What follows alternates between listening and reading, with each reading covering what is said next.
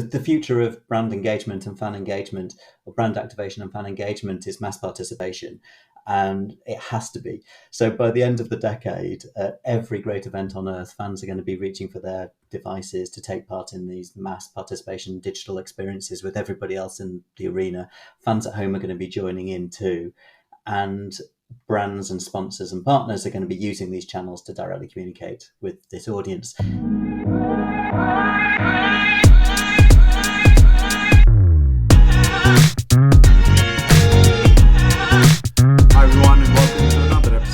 SportsTech ALLSTARS podcast. This is Rohan as always, and we're continuing our month focused on innovation in StadiumTech or Venue Tech, brought to you by the DFL, the Deutsche Fußball League, in the lead up to their Sports Innovation event. If you don't know what this is, go to sportsinnovation.de. The DFL for the last couple of years, well, they did it in 2022 and they're going to do it on the 20th and 21st of March in 2024.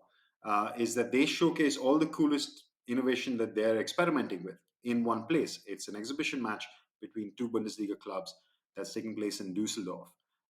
So if you're around the area, try and drop by. But if not, at least go to the website and take a look at what's happening in the lead up to the event.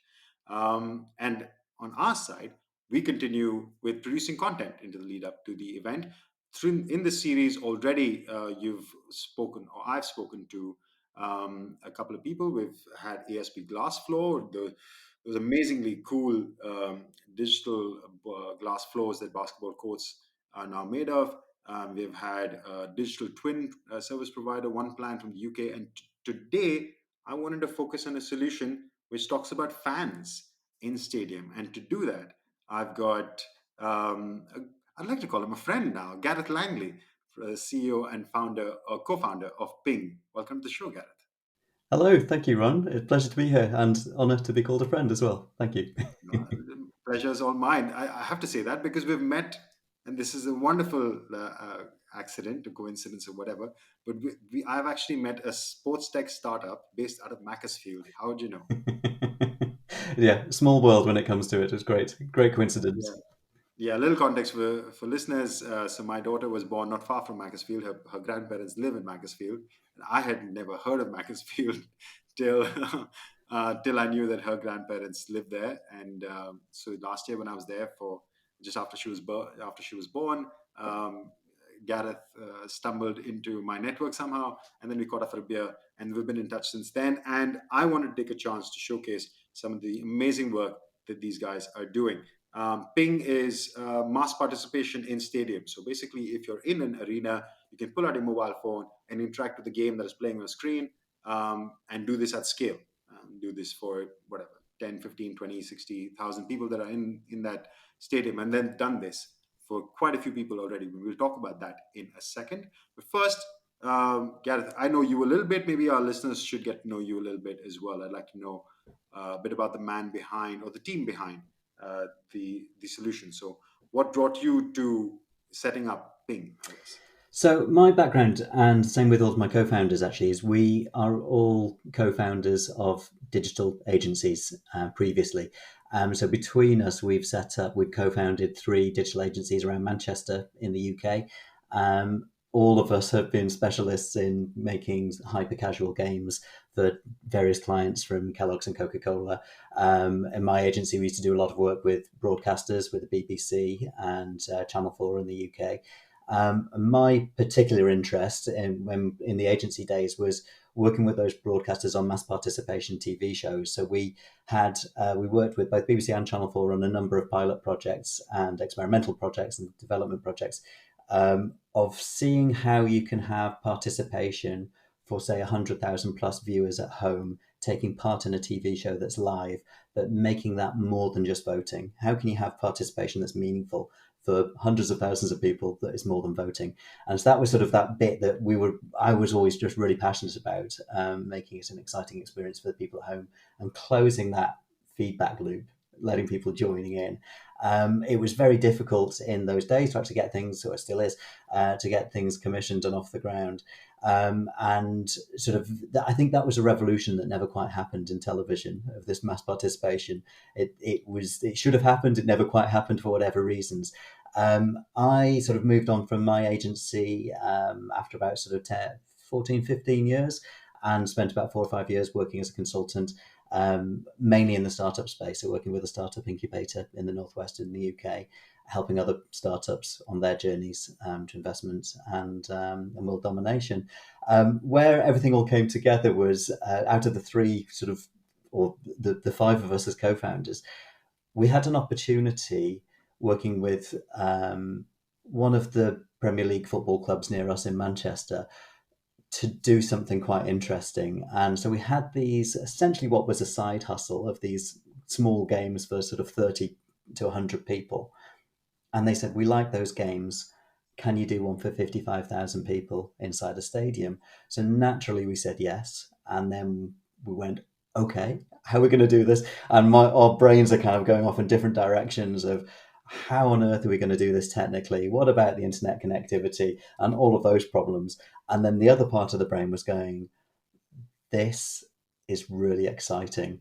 And that was the point where we changed everything and essentially formed Piing as it now is, with us all coming on board together to follow this opportunity. So we could see that there was an opportunity to change the way that fans are engaged at sports events all over the world in downtime.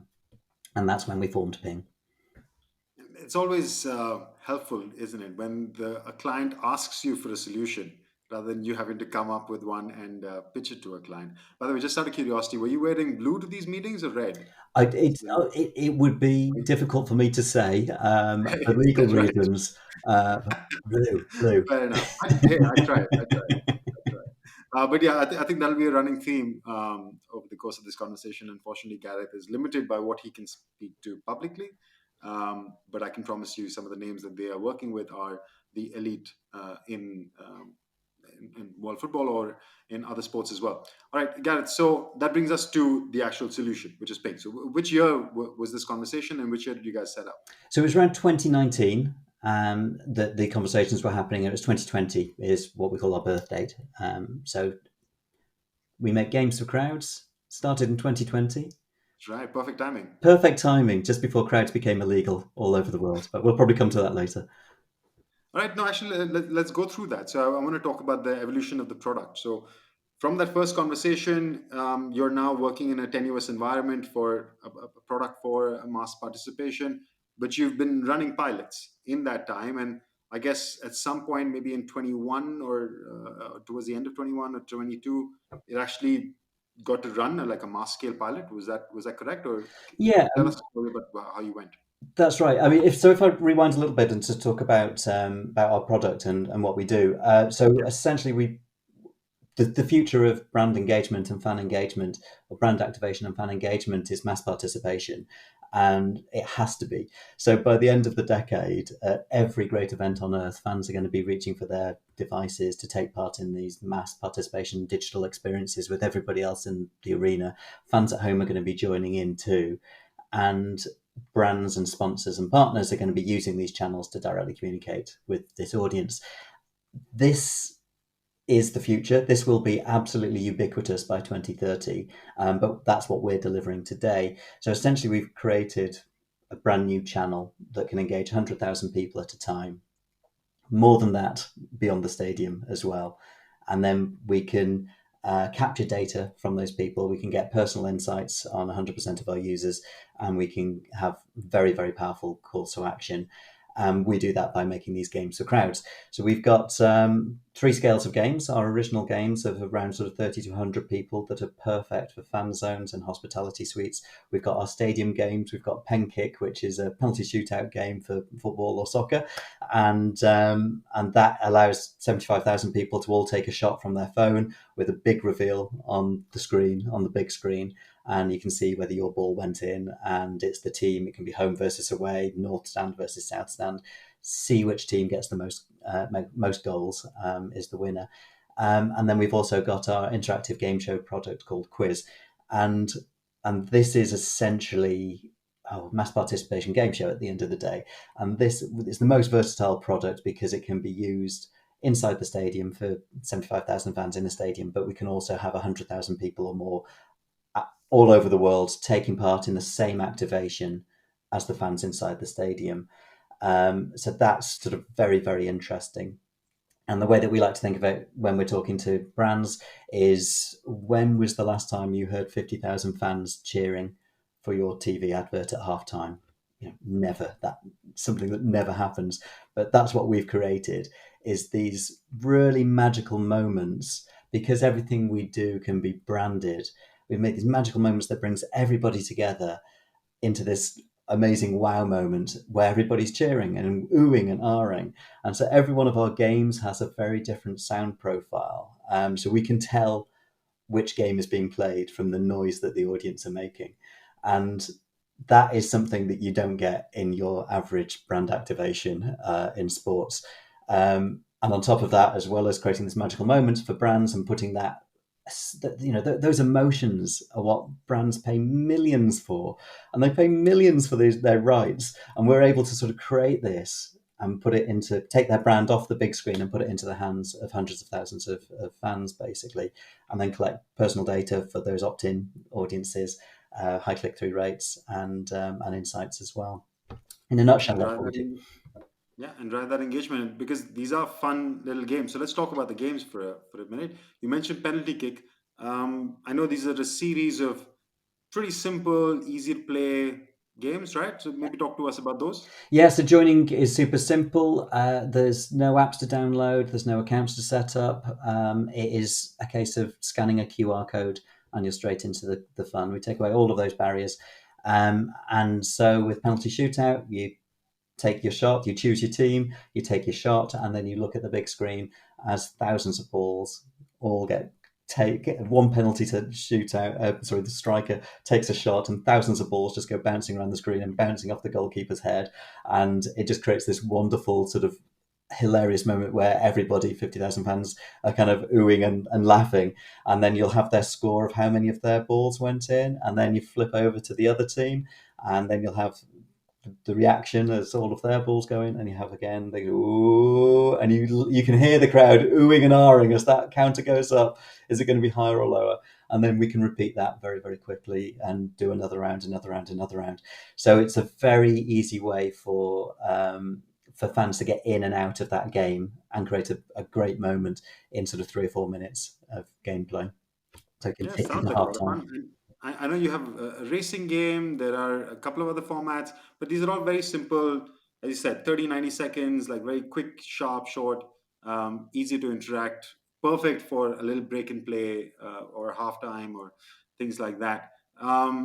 Okay, so I think we set the context for what it is. Who is this for now? So this is for rights holders. This is for brands, advertisers. Who are you usually engaging with? Yeah, so our customers fall into three camps. It's either the rights holder themselves.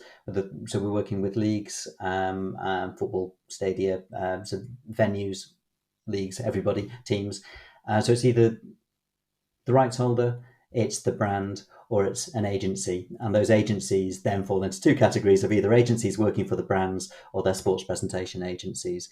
And so quite often we might get brought in through one of those clients, and then we end up working with the other one. It's usually working with between one or two of those three stakeholders. Um, from the other side, so that's who our customers are. From the other side, it's always about focusing on the fans. If we don't engage the fans, then we're not going to deliver what we're doing. So it's about that hyper casual fun, excitement.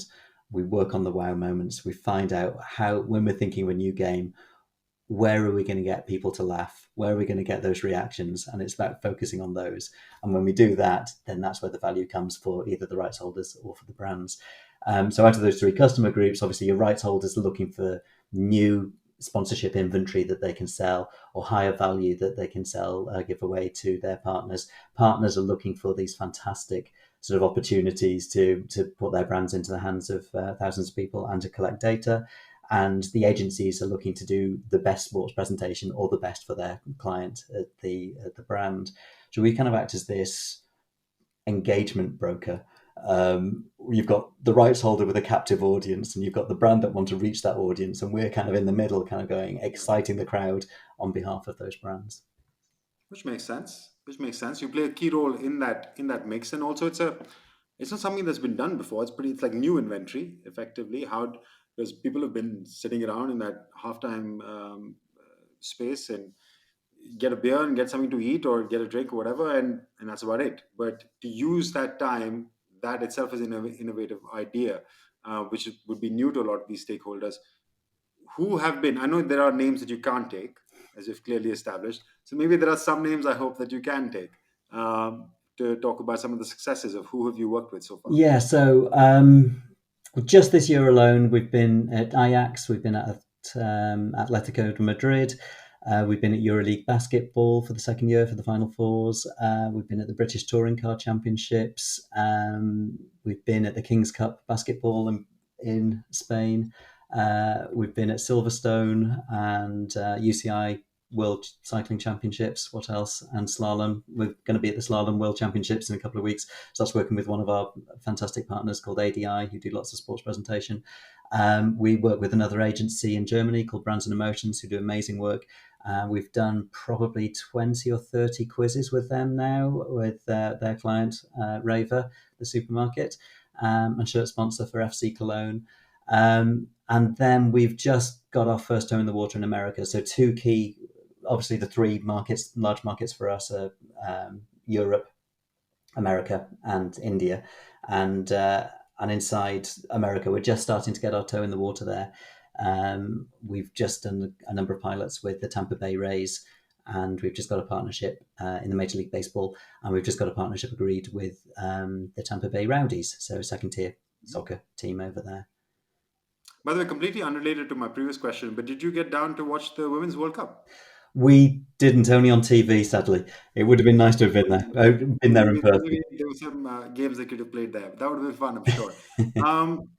So you've already rattled off a bunch of names. So coming back to that question, so you've proven that this works in different markets, in different, as you said, for different stakeholders. What has been the biggest challenge on the flip side? Is there a? I would imagine for you, on one side it's a no-brainer, like, hey, there's nothing happening at that time, at halftime or during the breaks, like, why don't you try this? But at the same time, I've found very often it's those no-brainer solutions that find it very hard to get over the line to convince somebody to adopt. Has that been your experience? Yeah, I mean, we're selling new technology into essentially fairly old markets that have established ways of doing things, and I think it's usually the perception of difficulty of rolling out our product is the problem, rather than the reality. It's really simple to run our stuff. Everything's web based. If you can plug a website into the big screen, you can run our products. It's that easy. Our handover process takes about 15 minutes, and that's if we're dragging it out and going over it 3 times. It's really, really simple to use our stuff. So it's largely an education process, I think, is one of the biggest challenges that we have. It's a no-brainer, but everybody wants somebody else to try it first. And so Right. what we are finding is that every time we do an activation, then the quality and quantity of inbound leads goes up because people read about it or they see it or they experience it. And there's nothing like experiencing what we do to really understand what it is that we do. It's the sound that the crowd make that is addictive, gets people to Yeah. get in touch with us. Yeah, I can imagine. I mean, we talked about it before we started. There's nothing like word of mouth or Yeah. experiential marketing. It's the best way, and kind of like also what you would easily see as potentially at least hockey stick growth, kind of where you see there is that initial interest. It takes a long time to adopt, and then once it starts getting adopted, it hopefully gets adopted far and wide. Now, for you, you've established that you bring value to a bunch of different stakeholders in and around. I want to bring this back to the venue tech or the stadium tech theme for the month. So there is the actual venue itself that you could engage with. Yeah. There is obviously the people who are now residing in the venue, which is the rights holder or the team, and or the broadcaster. So it's almost like you kind of touch points with everyone, yeah, and of course the fan who's in the venue. So it's like everybody in the venue at any point in time, you kind of touch base with all the stakeholders there.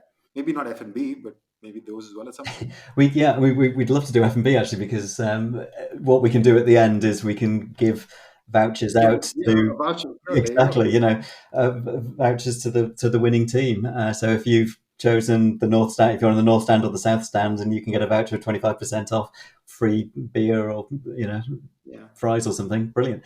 So yeah, we could do that too. Yeah, I mean, usually in terms of the customers, it's usually the brands that are paying for it ultimately, whether directly or indirectly, or it might be the fan engagement teams and innovation teams inside the venues. But as we say, with that broker of engagement between all of those stakeholders and bring them together. So a follow up to that, I guess. I mean, from your side, obviously you're focusing on the fans' perspective, but because you speak to stakeholders across the board, what else, or what have you seen, or have you heard from them about innovation in stadium tech that you think is exciting, that you can look forward to? Maybe either connected to fans or not in that space either. The three areas that excite us the most are connectivity, screens, and sound. And so obviously for our product we need connectivity, and so that can be a barrier. It's a barrier that's disappearing day by day, week by week. So 3 years ago, when we started this journey, the first question somebody would ask was, what about internet connectivity? Yeah. Now it's something that comes up in sort of 1 in 5, 1 in 10 conversations that we have, and it is that problem is disappearing so quickly. And in some parts of the world, it's not a problem at all. Everybody can get super high, fantastic internet connectivity on their phone inside the stadium. So that one is exciting for us. The next one, talking about, let's look at sound. It's something that we've not really touched on yet, but I think if we can encourage the sound, it's that we like to make the audience react and make those sounds. And what we want to do next is really sort of use sound to our advantage to really sort of up the atmosphere as well in the games that we play. That's everything from calls to action to get playing the game. So they go, oh, I recognize this sound. It's a Piing game. Get out your phone and you start playing, through to just those exciting wow sort of moments through there. So the sound systems inside Stadia is exciting, but then the big one is we make games at the end of the day, and Quiz technically doesn't need a screen to play on. Everybody could play that. Just we have heard a few venues without screens where we can just do it straight through, direct to your phone, and put a call to action on the perimeter boards. But obviously, with a screen, everything works better. So we love pixels. Big, sexy screens with lots of pixels excite us. We see these screens and go, "Oh my god, what could we do here? What could we do?" We saw those perimeter boards. What could we do with this? We just get very excited about those opportunities there. I know we were talking about glass basketball courts before. Again, putting one thing that is on our bucket list that we want to do. It's our mission to engage fans at the best events on earth, and what fans want to do is feel part of this moment.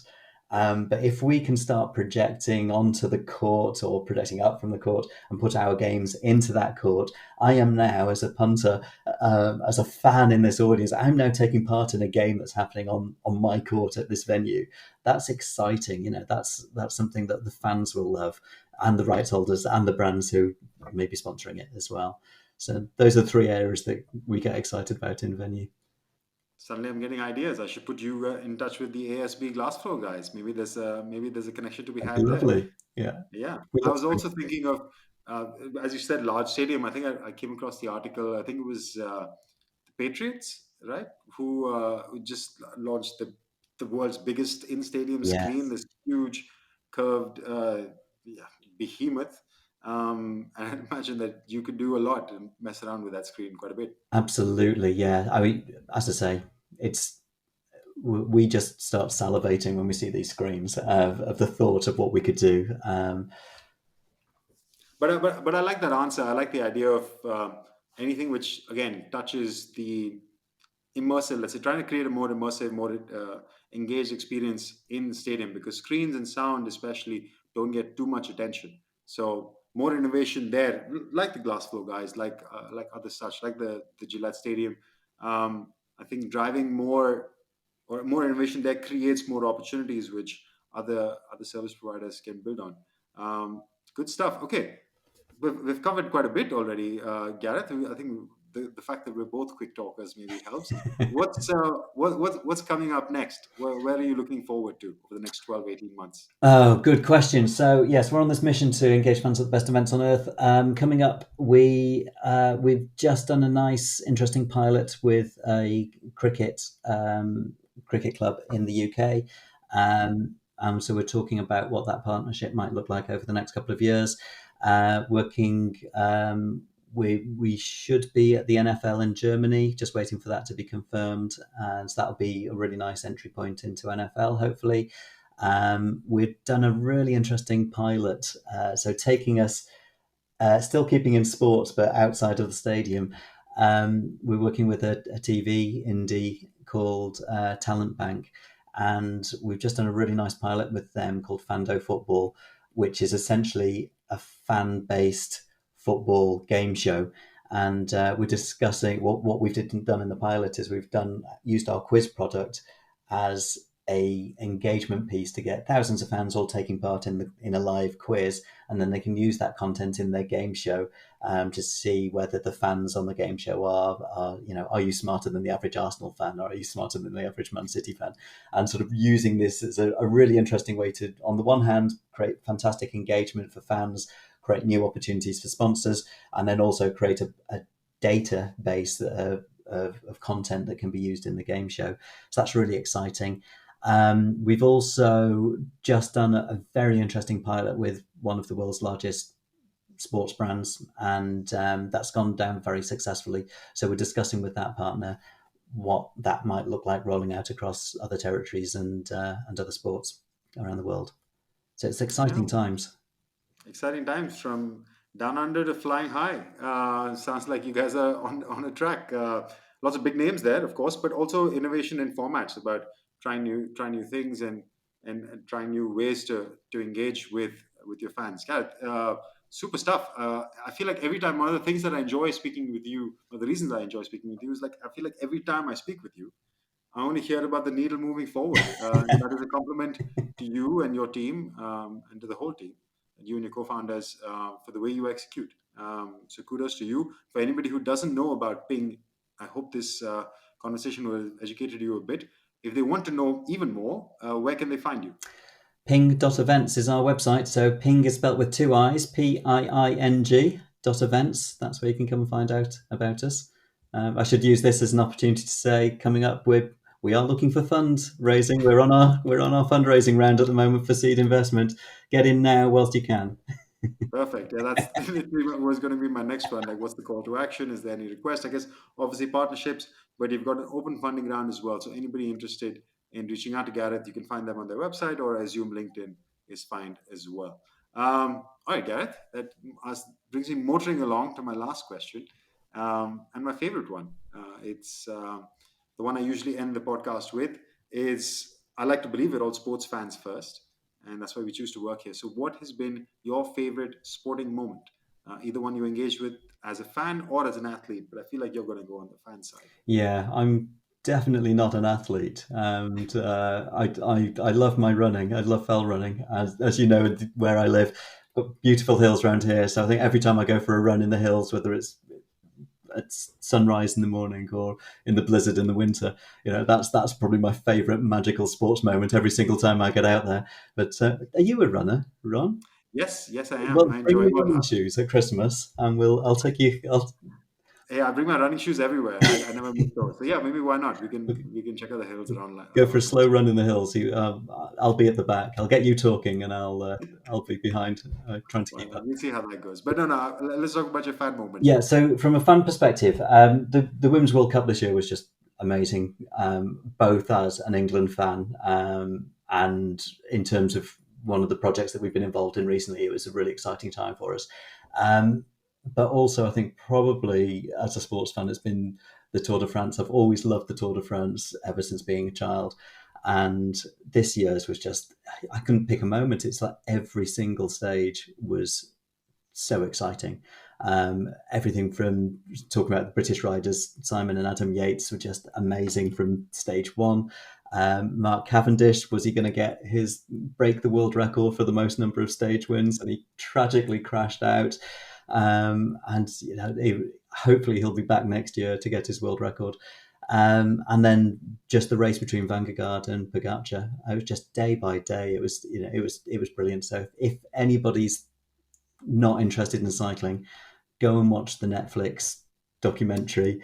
And next year's documentary, the next season of that, talking about the season that's the Right. 2023 race, is just going to be really exciting. I can't wait for that to come out. Even though I've seen the Tour de France every stage this year, can't wait to watch the documentary all about it.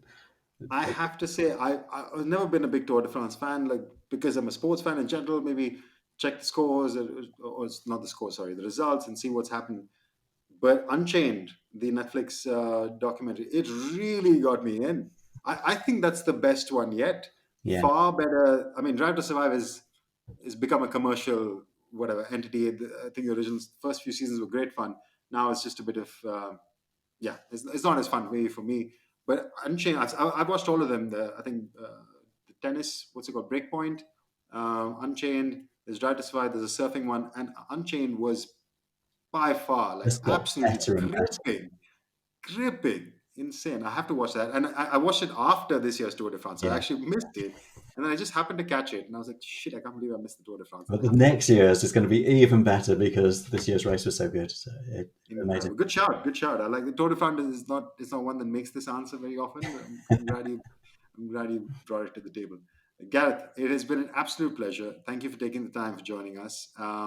And yeah, we look forward to more names, more cool events that maybe showing up at an arena and I didn't even know. And hey, there's a ping event, a ping game that's on the screen. That'd be fun. I'm sure we'll get there. Fantastic. Thank you very much, Ron. Absolute pleasure as always. Thanks. Noise at all. All right, that is a wrap for another episode, the third in our series of innovation in Stadium Tech. The fourth one will actually be with the DFL. We'll be talking to them about yeah, what they're innovating on, what they're working on, and also leading up to their sports innovation event happening in March of next year. Catch that one next week. See you guys then. Cheers.